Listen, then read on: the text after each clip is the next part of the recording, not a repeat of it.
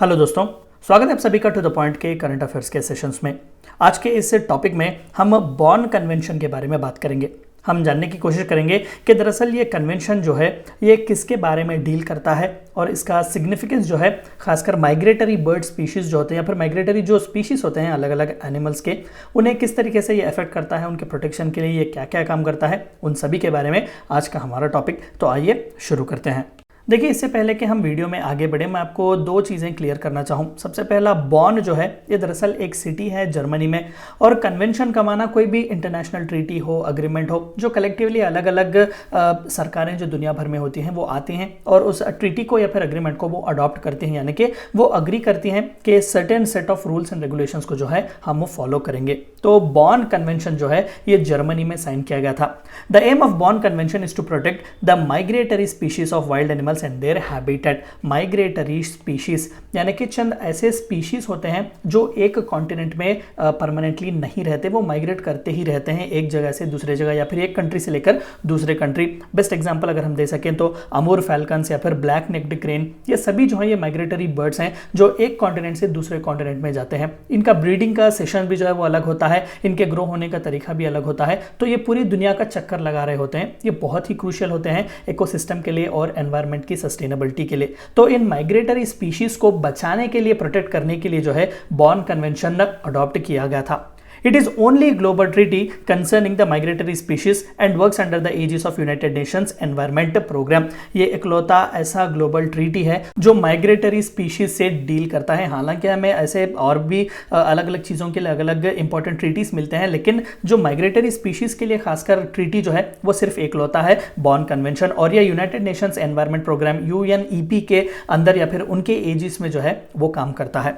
The convention has legally binding agreements and non legally binding memorandum of understandings which are tailored according to conservation needs. तो ये legally binding agreements इसमें होते हैं जहां पर अलग अलग देशों की सरकारें जो है वो एक्सेप्ट करती हैं कि किस तरीके से इन माइग्रेटरी स्पीशीज को बचाया जा सकता है, उनके हैबिटेट को किस तरीके से बचाया जा सकता है। जब माइग्रेटरी स्पीशीज एक कंट्री से दूसरे कंट्री को आते हैं तो वो कंट्री को कौन से स्पेसिफिक सेट ऑफ इंस्ट्रक्शंस को फॉलो करना पड़ेगा।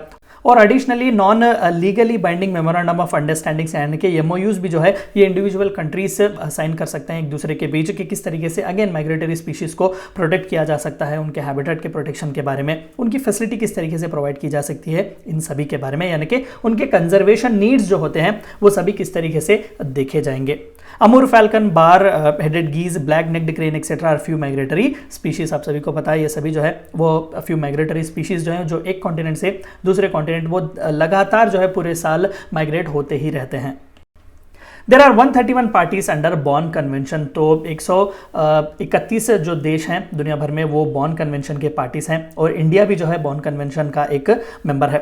The largest country to ratify convention on migratory species is Central African Republic which has ratified the Bonn convention on 1 सितंबर 2020। जाहिर सी बात है कि अफ्रीका कॉन्टिनेंट ही जाना जाता है स्पीशीज के रिचनेस के लिए, तो जाहिर सी बात है कि माइग्रेटरी स्पीशीज का भी यहाँ पर रिचनेस जो है वो ज़्यादा है, उनकी अवेलेबिलिटी जो है यहाँ पर बहुत अच्छी खासी तादाद में है।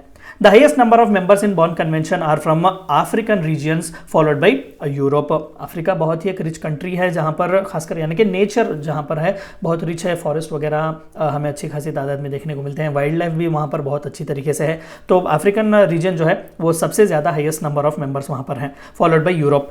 The states and the range states from where the migratory species passes are brought together under Convention for Migratory Species to enable measures for their conservation and protection। यानी कि जैसे कि अभी हमने कहा कि लीगली बाइंडिंग जो है हमें नोटिफिकेशंस, रूल्स एंड रेगुलेशंस दिए जाते हैं, तो किस तरीके से हम फैसिलिटीज़ रखेंगे, किस तरीके से उनके हैबिटेट को बचाया जाएगा, उन्हें किसी भी तरीके का कोई ऑब्स्टेकल ना हो जब वो माइग्रेट कर रहे हों, इन सभी चीज़ों के बारे में जो है क्लियरली हमें इस कन्वेंशन में देखने को मिलता है।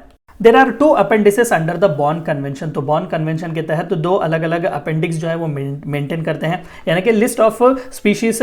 तो सबसे पहला जो है वो अपेंडिक्स 1 जिसे एंडेंजर्ड स्पीशीज कहा जाता है, यानी कि वो माइग्रेटरी स्पीशीज जो कि एंडेंजर्ड है, अगर उन्हें बचाया नहीं जाए तो बहुत जल्द एक्सटिंक्ट हो जाएंगे।